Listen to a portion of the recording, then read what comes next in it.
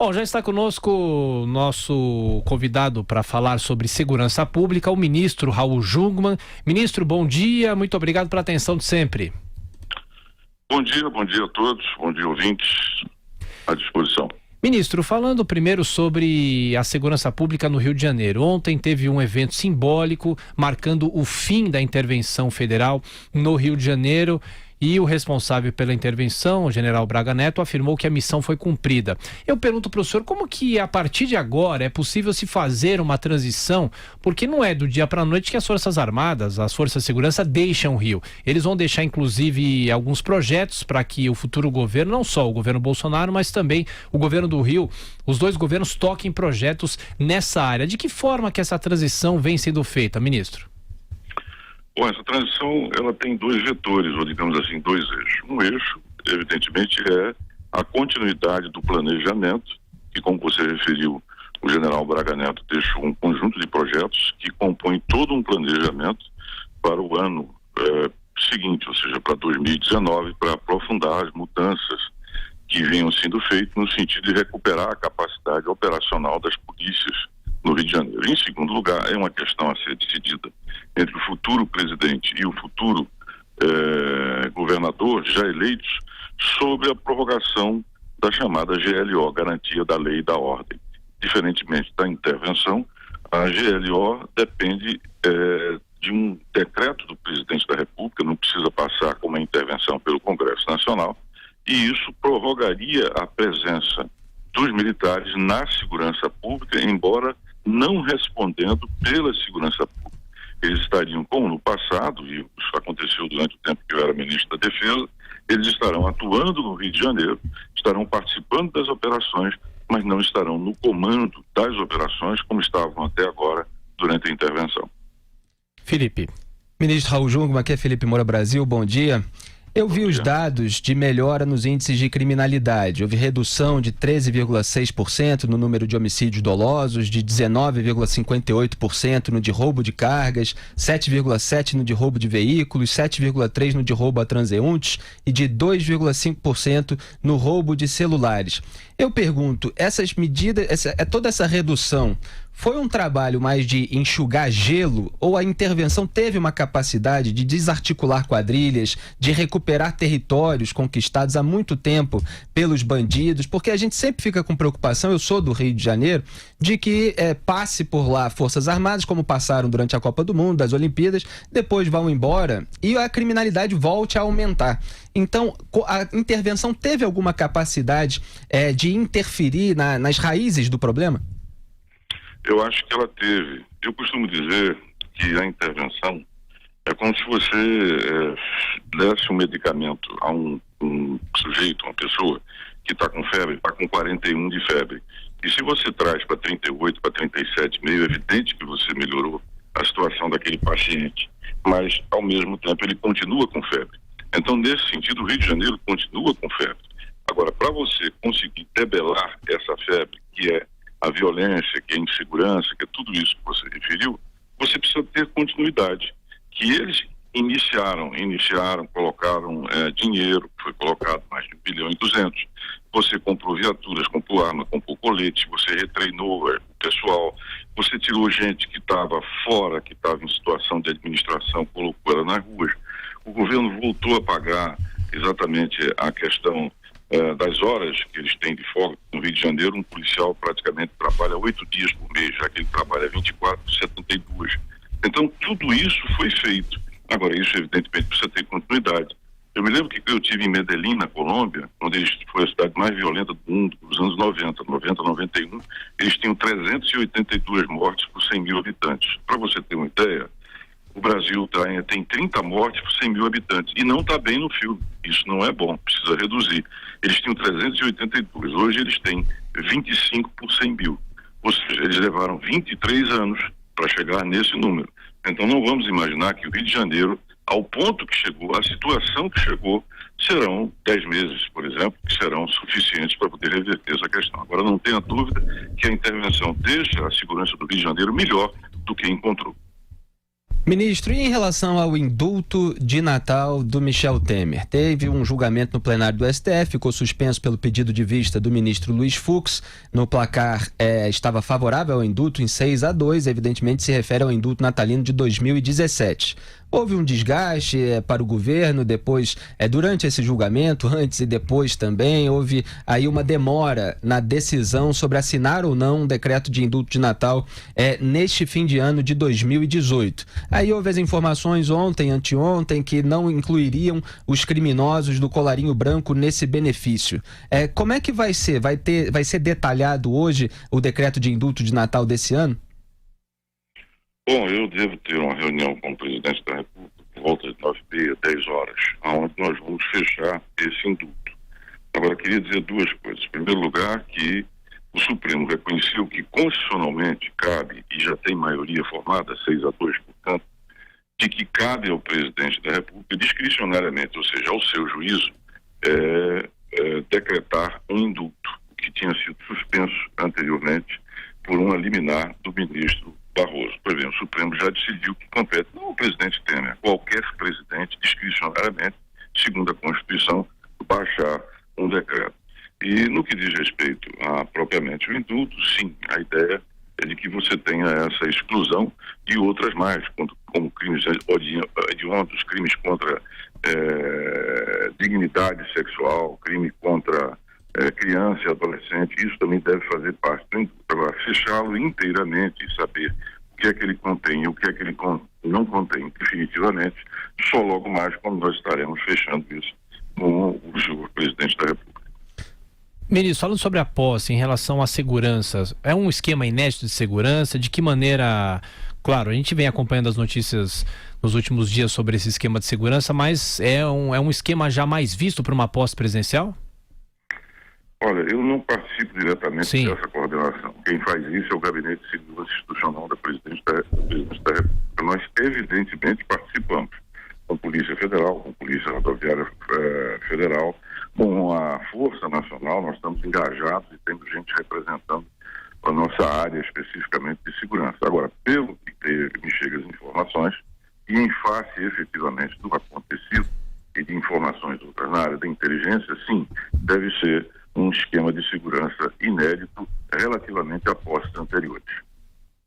Agora, ministro, desculpe voltar ao assunto do indulto de Natal, porque a gente vê pelo discurso, tanto seu quanto de outros membros do governo, uma defesa constitucional, que foi feita de fato pela maioria dos ministros do STF até o momento. O julgamento está suspenso, não está concluído.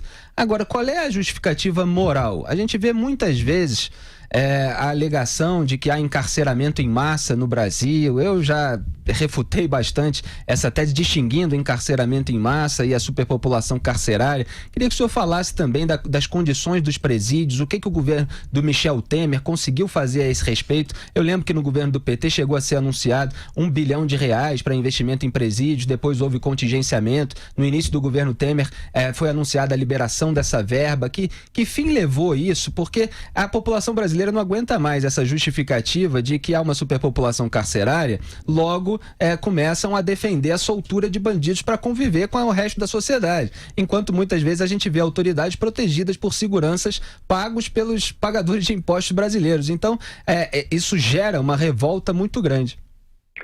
Começando pelas autoridades, eles estão protegendo o Estado brasileiro. As autoridades fazem parte do Estado brasileiro. Eu tenho segurança, mas não estão protegendo o senhor Raul Júnior. Aliás, a partir do dia 1º, eu não tenho mais nenhuma segurança. Por que não terei mais nenhuma segurança? Porque eu deixo de ter um cargo de Estado. Então, a proteção que é feita não é a minha pessoa física, é a autoridade do Estado brasileiro. Porque se eu for sequestrado ou qualquer outro, se instaura uma grande crise e, efetivamente, isso não pode acontecer. Quer dizer, na verdade, a proteção que é feita à autoridade é a proteção ao Estado brasileiro. E isso em qualquer país do mundo, não é só no Brasil, isso acontece. A proteção ao Estado brasileiro. E isso tem que sim acontecer. Porque eu, por exemplo, lido com questões prisionais, sobre as quais eu vou falar daqui a pouco, era ministro da Defesa, lidava com a questão da soberania do Brasil. Portanto, eu era um ministro de Estado e esse Estado tem que ser protegido, a não ser que a gente vá para uma imensa de uma crise, no caso de acontecer alguma coisa com essas autoridades que representam o Estado. Em segundo lugar, sistema prisional. O seu pensamento é o pensamento do senso comum brasileiro. Porque vocês não se dão conta de que os 726 mil presos que você tem dentro do país, eles estão sob o comando, na sua maioria, das facções criminosas, ou seja, do PCC, do Comando Vermelho, dos Amigos, do Terceiro Comando da Capital, dos Guardiões do Norte, do Sindicato do Crime da Família do Norte. Vocês não se dão conta de que cada vez que você coloca alguém dentro de um presídio, você fica contente, tem toda a razão, porque tira um bandido da rua, ele vai simplesmente para poder sobreviver, para poder continuar vivendo, já que sendo uma instituição estatal, o próprio Estado não garante a vida de quem é preso, ele tem que jurar fidelidade a uma facção. E ele vai sair um dia. E quando ele sair um dia, ele é um escravo de uma facção. Então, olhar a criminalidade e a violência, como você olhou ainda há pouco, só da rua até a porta do sistema prisional, é esquecer que o que acontece na rua, a bala perdida, o tráfico, o sequestro, é determinado de dentro do sistema prisional. Então, o que você está fazendo? Você está simplesmente tirando alguém que está com uma trouxa de maconha, ou que está com uma pedra de crack, ou que fez um furto de uma bicicleta, por exemplo, evidentemente que é muito diferente do crime de sangue, do crime hediondo, está botando ele dentro do sistema prisional para quando ele sair, ele ser exatamente um representante do PCC. Ou seja, repetindo, o problema da segurança não se esgota entre a rua e o portão do presídio. Tem que pensar o que acontece dentro do presídio. E não se trata aqui de passar a mão na cabeça de bandido e botar bandido para a rua. Se trata de entender que se você tem todo esse exército do crime organizado, que é comandado pelas facções dentro de 1.400 unidades prisionais brasileiras, e que se você não olha para isso, e se você não resolve o problema do predomínio das facções criminosas dentro do sistema prisional, você muitas vezes pode estar colocando dentro do sistema prisional e fazendo aquele que cometeu um crime, um delito muito pior, e ele vai voltar para a rua e vai novamente reincidir, e dessa vez muito pior. Então, olhar simplesmente o problema e dizer, não, vamos tirar, tem que tirar todo mundo da rua, bota todo mundo lá para dentro, é muito fácil, é muito bom. Só que tem um detalhe, a dinâmica do que acontece na rua é determinada dentro dos presídios. E ou você resolve o problema que acontece dentro dos presídios, ou você não resolve o problema que tem na rua, que aparentemente você acha resolvido, porque você jogou ele dentro do sistema prisional. Então, olhemos no conjunto. É muito importante mais polícia, mais armas, mais carros, tudo isso eu não discuto. Agora, se você não olhar para dentro do sistema prisional, que tem hoje 70 facções, que é controlado pelo sistema criminoso, e achar que você está resolvendo o problema apenas porque jogou dentro do sistema prisional, me desculpe, você está profundamente errado. Mas isso não é a população que não se dá conta, né? Talvez sejam as autoridades, o Estado que precisa cuidar melhor dos presídios, porque a população acaba virando refém dos criminosos nas ruas também. Então é um problema que precisa ser discutido em todas as suas vertentes. Concordo, mas o que é que acontece? Você já viu alguém se eleger pedindo voto para melhorar o sistema prisional? Conhece alguém? Você acaba de ver uma discussão presidencial, uma discussão governamental. Qual foi a discussão que houve sobre o problema que eu acabei de colocar aqui? E eu não estou colocando ele porque eu gosto dele. Eu estou colocando porque eu tenho dados e estatística na mão. E eu sei que o problema da rua, é isso que eu queria. Eu sei que a população se sente feliz, por exemplo, ou gratificada quando se tira um bandido da rua. E ela está certa, você está certo. Não estou discutindo isso. Eu estou discutindo que ninguém discute, ninguém fala do que tem dentro do sistema prisional. E que existem hoje 40% dos presos que estão lá dentro não tem nenhuma condenação. Nenhuma condenação. Porque o sistema judiciário não tem velocidade para poder fazer isso. Então, 292 mil dos 726 mil presos hoje não tem nenhuma condenação. Como é que fica uma situação como essa? Então, ou bem, e como isso não dá voto, o sistema prisional não dá voto, o sistema prisional não tem charme, o sistema prisional, ninguém na política fala sobre o sistema prisional, o que acontece é a desinformação, enquanto que você está simplesmente cevando um monstro para nos devorar. Então, eu não estou aqui defendendo passar a mão na cabeça de bandido, pelo contrário. Eu acho que prisões federais, eu acho que, por exemplo, os grandes líderes de quadrilha têm que ir para a prisão federal, tem que fazer, e não apenas passar por lá um ano, como é a lei, tem que cumprir a pena lá dentro, tem que ficar lá dentro, não pode ficar fora disso. Eu defendo isso. Agora, se nós não entendermos que um sistema estatal que tem responsabilidade por quem está lá dentro, seja preso, seja quem for, e ele não tem garantia de vida, e para poder continuar vivo, ele tem que se associar a uma dessas facções, olha, o sistema perdeu toda a sua capacidade, primeiro, de fazer justiça, porque ele não faz. Segundo, ressocialização. Quem está lá dentro, 75% são jovens. negros, pardos de periferia. São os pequenos criminosos, digamos assim.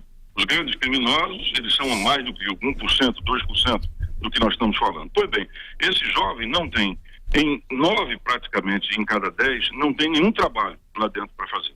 Segundo lugar, praticamente 8, mais de 8 em cada 10 não tem nenhum tipo de educação lá Ministro. dentro. Que ressocialização é essa que você está fazendo? Que justiça é essa que você está fazendo? Esse sistema é totalmente disfuncional. A gente ou modifica isso ou não modifica o crime na rua. Não tem jeito. Ministro Raul Jung, olha, mais uma vez, obrigado pela gentileza, pela atenção que o senhor sempre teve com a Jovem Pan, principalmente nesses últimos 2 anos, quando o senhor ocupou os cargos no governo de Michel Temer. Muito obrigado e um bom ano para o senhor. Olha, eu agradeço a todos pela atenção. Desculpas porque terminei falando muito. Imagina. Eu preciso chamar a atenção para isso. Esse debate precisa acontecer em nome das vidas. Quero lembrar que saiu os dados da USP e do Fórum da Violência, que nós tivemos uma redução nos últimos meses de 12,4% em termos de homicídios. Primeira vez, não há registro de nada igual no Brasil, e 5.500 vidas foram poupadas. Muito obrigado, um bom ano para vocês, um bom ano para todos os ouvintes.